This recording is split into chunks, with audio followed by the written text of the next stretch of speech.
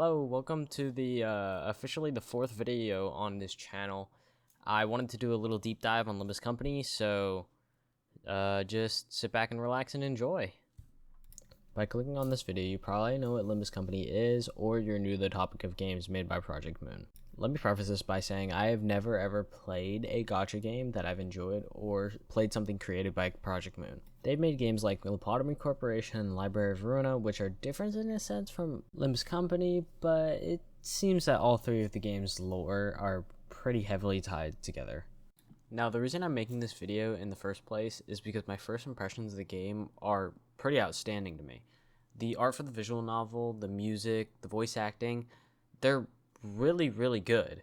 And especially for this grungy and downright demoralizing atmosphere that this game has to offer, from any other gacha game, it fits way into what I'm interested.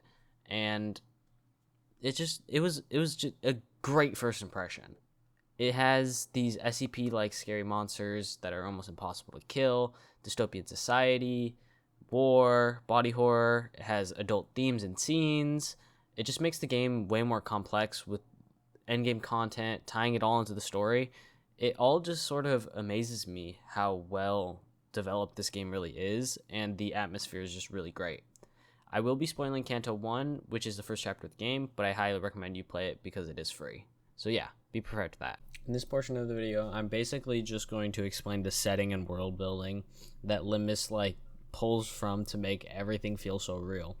From what I can see, the Limbus Company takes place in a large city where an energy source called enkephalin is used for almost everything and fetches a high price for anyone who obtains this special resource. Now, this is great and all, but the place that made this resource has since been destroyed by those SCP-like creatures that I mentioned beforehand.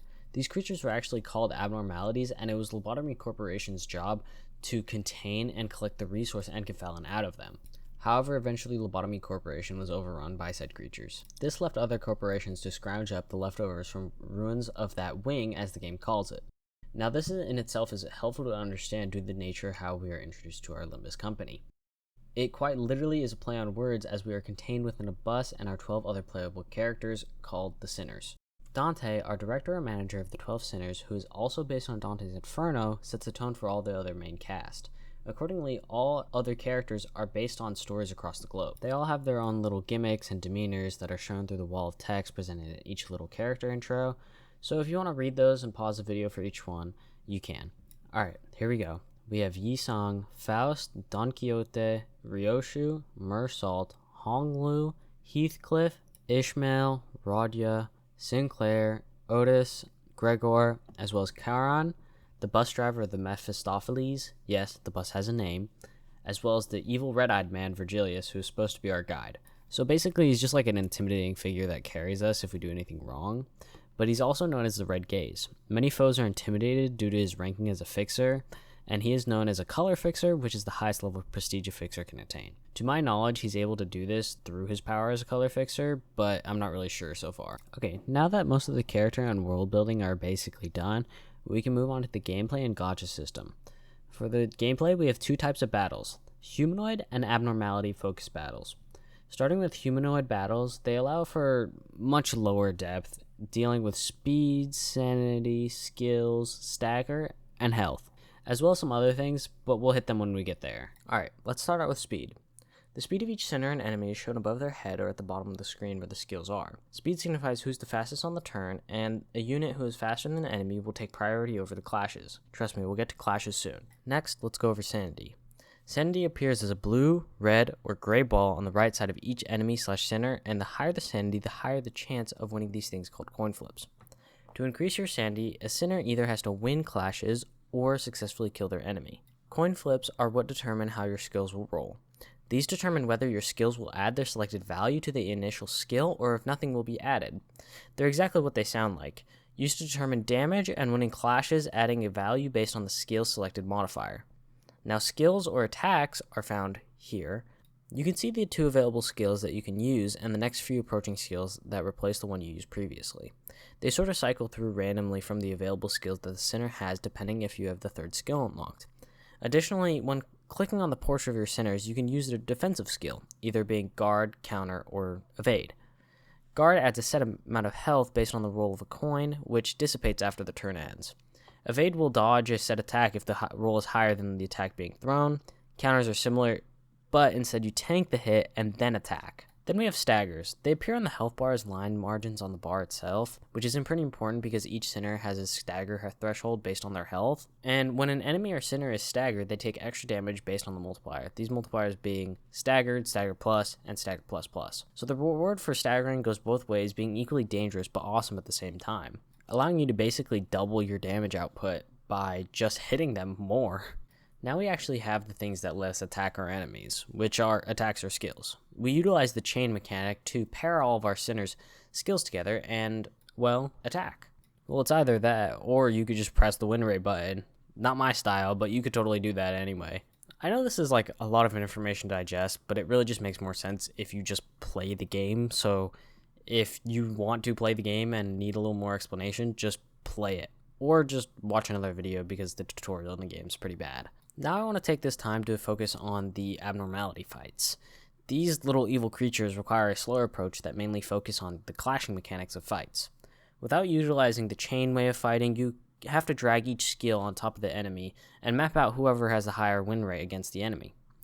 And the win rate can be seen based on the wording at the top of the screen, whether it be dominating, favored, neutral, struggling, or hopeless. These fights are normally harder than humanoid fights due to the gimmicks that the creature have, but they are mostly found in dungeons that Limbus has to offer at the end of each Canto. Of course, there's more things that other Limbus players know that I don't, like team comps or status effects, but I honestly have no clue because I haven't even played Canto 2 or any of the other ones. But the next thing I want to talk about is the gacha system. This is actually the thing that lets you build teams and power your sinners up. It's actually quite amazing that they tie all of this in the lore by saying their identities from a mirrored dimension, allowing our sinners to pull from alter selves for a temporary amount of time. For example, I started out with one of my first pulls, and I got a 3-0 identity for Gregor called the Priest of La Macalander. Macaland Manor? I don't fucking know. I mean, I still have no idea how to use him, but a lot of the time there are events within Limbus that give new identities, and these things called egos, which are ultimate attacks that each of your sinners get, and you can get more within the gacha system. That's all really I know about for the gameplay for Limbus, but for new players it's quite in-depth and pairs really well with the interesting story. Now we have that all out of the way, I'm going to try to explain the story of Canto 1, so if you weren't spoiled already, then there's gonna be a lot more now. Opening the prologue, we're met with 3 cosplaying furries, Wolf, Lion, and Panther, making it notable that whenever we try to talk back to them, the sound of ticking proceeds, which in their mind isn't the best because they're trying to interrogate us for a thing called a star, and instead of just letting us try to talk, they decide to kill us because they can't understand us. So just before they're about to kill us, one of the furries get hit by a bus. Limbus. And so that allows us to meet our main cast and allow Dante to connect himself to the sinners with the help of Faust, allowing them to wind back the clock after you inevitably lose the scripted fight afterwards. Winding back the clock is effectively just resurrecting all the sinners and healing all their wounds. But this time Virgilius has to step in because we're getting our shit rocked. So, in a few more tutorial fights, you learn the mechanics that I just talked about, as well as that the bus just loves a yummy snack from all those people you kill. It's actually revealed that enkephalin is extracted out of corpses of humans. While leaving them alive is more profitable than dead ones, however, we then meet the fixer Yuri. And the term fixer usually describes people employed by different companies that seek employment through these things called offices. Limbus Company is one of those offices. And the main goal for our journey currently is to find these things called the Golden Boughs. Little are known about the Golden Boughs this far into the game, except for the fact that the more we collect, the harder the enemies we will face. But Yuri gives us a map where to find one. An old wing of the Lobotomy Corp. I'm just going to call it L Corp from now on, because trust me, it's going to be said a lot more. Being a previous L Corp employee, she knows the grounds well and will serve as our guide within the perilous landscape. While approaching the location, we were met with citizens who have bug augmentations and recognize Gregor for having a similar augmentation. However, it's a special case with him. He says he doesn't have to suffer from the side effects, as describing it by saying, this procedure makes those buggy parts grow on the head most of the time.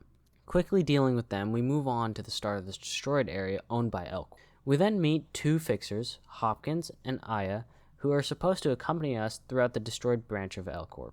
Even though they don't actually help out with any of the fights, they're just there. I guess for like the fun of it? I'm not really sure. Going in, our sinners bring to light the idea of the encephalon rush or the lobotomy dream. In itself, creating like a paradoxical statement, because why would you want to be lobotomized? Doesn't sound that great to me. But, I don't know. You do what you want to do, I guess. But shortly after seeing some bodies were still in fact warm, a group of bug people are seen eating or doing something to a body of an anomaly or something else. I'm just sort of basing it off the fact that it's bleeding Ninja Turtle ooze on the floor. Or it could be broken capsules of encephalon, I don't know. More importantly, they recognize Gregor, for which, in similar to the ones outside, they call him a traitorous pissant and that they're disgusted that they once saluted to his face, further suggesting that he has been diminishing his importance in many other people's lives. After dispatching them, we move on to the dilapidated structure. Before we move on, I want to explain how dungeons work in Limbus. They have multiple floors, and each room, as you move on, has an abnormality battle, humanoid battle, checkpoint, or an event. A checkpoint resets all sinners' sanity and health, as well as creating a save point just in case you die. An event either has fights or a chance to gain an ego gift, which are little artifacts that give benefits until the dungeons are over. Basically like passive items in a roguelike.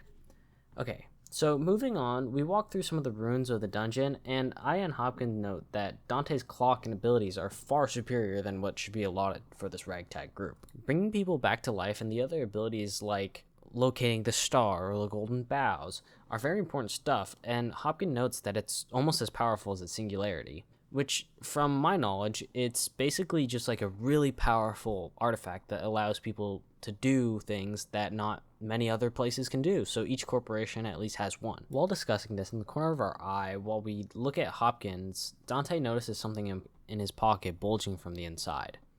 But it's probably nothing to note. Continuing walking through, Aya asks about the resurrections that turning back the clock can do, and we say that it only works on the 12 sinners. Jokingly, she says, imagine you're dragged right back to life with a gaping hole in your stomach. Wouldn't that suck? And yeah, just like that, she's basically dead. Quickly readying our group for a tough battle, we hit our first boss fight. This tantalizing diva, known as the Ebony Queen's Apple, frankly is a very simple first boss. It's no question that basically with whatever team you have, you're going to sweep the floor with her. But at least you can get an ego gift out of it. After killing her, we are notified that abnormalities can't die, but they will actually turn into these egg-like forms that will bring back their body after they die, basically forcing us to kill these things over and over again to keep them in containment. Moving on to the next floor, we meet a previous manager of G-Corp. Gathering what we can in this conversation, we discover Gregor was in a war with a bunch of bug people that we keep seeing, and he was basically the golden child for not having any side effects. He highlights how not many of the other soldiers who survived the war are as fortunate as him, as they are still on the battlefield to this day. Unfortunately, because they didn't see eye to eye, we did have to kill him. But moving on to the next floor, we hear a slight hissing noise. It starts off slow, but after the hissing noise, the sinners start to feel a little woozy. Then they bleed from the ears and mouths, and then Hopkins decides to open his mouth and talks about how his company had invested in them, giving them new gadgets to live through the toxicity of the air, leaving our sinners to die and Yuri to die with his pockets chock full of encephalon. Now, before everyone was on the ground, Gregor passes a mask to Yuri, swiped from Aya's corpse, and because of this, we gain a lot of insight on what happens during Yuri's time in the destroyed L-Corp branch. Abnormalities had overran the staff and that were heavily unqualified to contain such monstrous creatures, leaving them all defenseless for Yuri to leave all of her coworkers and friends behind in the sake of her own survival. Hearing the last words of someone named Alex say, "Yuri, don't leave me behind. Yuri." Her survivor's guilt clearly weighs on her conscience, hesitant to think she deserves that gas mask, but puts it on and helps Dante turn the clock back once again. Into the checkpoint for this floor, we find a survivor a poor employee that put on one of the heads of their abnormalities thinking it might save them from their inevitable fate. They figure out it was most likely due to the employees killing each other to offer up to the abnormality as its required offerings, eventually leading to one sole survivor, Alex. Alex's final words are a stark contrast to what she said before, with the words, "Leave me behind, Yuri. Please, leave me." Fleeting as our group must continue on to find the Golden Bough, but this actually ties into the atmosphere of this place as it really changes people if left here long enough. Some people aren't made for this type of life like the Fixers are, but as proven before, some Fixers aren't strong enough, and that makes us ask ourselves, if strong people can't thrive in this world, how are citizens supposed to survive? It kind of just supports the idea of what the bug-headed manager said. But I haven't really played much further, so I'm assuming we'll get a little more world building in the future. Afterwards, we get into the next boss fight, the one that created the helmet found on Alex's head. I'm not going to try and explain each gimmick for each of the bosses because it's more fun to figure it out yourself, but just remember it likes offerings. Approaching a staircase, we find maggots and an open containment door with a radiant glowing light spewing from it. Walking in, finding ourselves on a battlefield reminiscent of a time before we remember. A battle Gregor manned from the front lines. Based on the army of bug people running around, Otis says this is most likely 70 days into the Smoke War. We're not really sure what the Smoke War is or how it started, but it's just the Smoke War. A man with bug legs comes up to the group announcing his name is Toma. He emphasizes how we should run. There's a bomb that rapidly ages those in a blast, highlighting how an entire platoon is basically turned into a nursing home. Recognizing Gregor as one of the ones without the side effects, he tries to bring Gregor to the front lines, and he declines while Faust announces that we've most likely entered Gregor's thoughts and feelings towards this time in his life. However, something caught my eye when Toma mentions how a doctor named Herman worked on Gregor. Just keep that in mind. Okay, so this next part, it basically works by each battle we fight, Gregor's going to remember something different before or after the battle. So just imagine that we have a battle in between each of these. So shortly after, Gregor finds himself looking at a blue wall with what he says is a dot of red on it. This dot of red being an apple swinging from left to right on a string, with others asking for him to simply cut the apple. Although Gregor tries his hardest to not to cut the apple, his will had been broken over the numerous times the people had asked him, saying that he was exhausted mentally, and when that happened, the apple fell to the floor. An unknown voice crept up saying the surgery was successful after all, and all he had to do was to continue chopping apples, but those apples quickly became the hearts of people. Oh, and by the way, if you hear the jingling in the background, that's my cat. I'll put a picture of her on screen. Bam! Alright, thank you for understanding. This is literally 1 a.m. of recording this, so yeah, just bear with me. She has to be in my room. Alright, back to the video. Coming back to his senses, the sinners are met at the same battlefield. Toma quickly running up to warn them once again, but this time a claw coming from under the bandages on his eye. This highlights how Gregor perceives the whole endeavor, destructive. Toma quickly tries to bring Gregor to the front again, but this time cracking ensues with wings emerging from the back.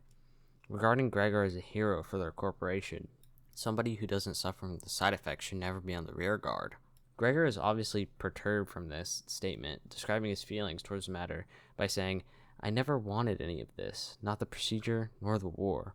Toma's appearance quickly changed from slightly bug-like to more bug than human. Antennae along with mandibles quickly emerged from his face while others asked Gregor if he really had a choice to get these augmentations, and if the soldiers additionally also had the choice for that. And he says they did it voluntarily, but really never got the full understanding of what would happen. And Yuri says that it similarly happened with L Corp, as the employees never realized they would have to go to toe-to-toe with a supernatural being. I feel something worthy of being noted is that Yuri is being waited upon by all the other sinners because of her attachment to the gas mask that let her live and was dropped by Aya. She basically just holds on to it even though the other sinners are like, "It's dead weight, leave it behind," just because she feels attached to those who in her life who have saved her, just like Alex and all her employees before. However, Rodya asks whether if Yuri would want to join their company as a mascot of sorts, and Faust is left questioning if that would actually work, which is interesting because Faust is generally the one with all the answers. And it could be a sign that it has some merit behind the idea, overall leaving a higher sense of morale between everyone. After we see this happen, though, we're cut to Gregor after the war had ended, a poster peering through the window of a subway staring him in the face. His own face standing proud, declaring victory. Overhearing another citizen talk about G Corp members deserving to be all put in prison, Gregor starts to feel a little nauseous and falls to his knees, when he's met back with the other sinners. Without even being notified by Thomas this time, the sinners are used to his abrupt entrance, but instead they look in his direction he's usually at, and a peculiar scene is shown. Thomas pointing upward until a large hand crushes him and his guts fly through the air. Getting chased by more and more hands, the sinners try to leave the area with no avail. However, Gregor makes a discovery. He recognizes who hands those are. Someone who's always been in Gregor's life, in the back of her pocket. Someone who's had control over him, so instead of running, he said, just let them take them. As a pitch black grasp envelops them, they're filled with a sense of familiar disarray.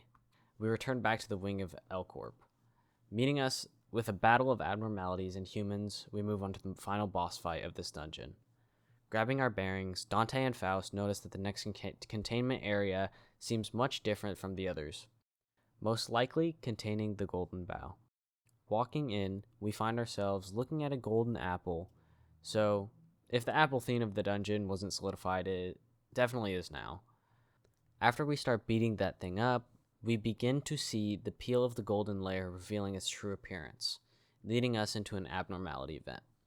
Now, I haven't talked about these because I didn't think it was necessary as to not give away the boss's gimmicks. However, this one is quite different because it's important to the story. It reads, "The apple's body broke, and the raging fruit still grew. Could the golden bough really be in there? I'll go check it out," Yuri says to the others.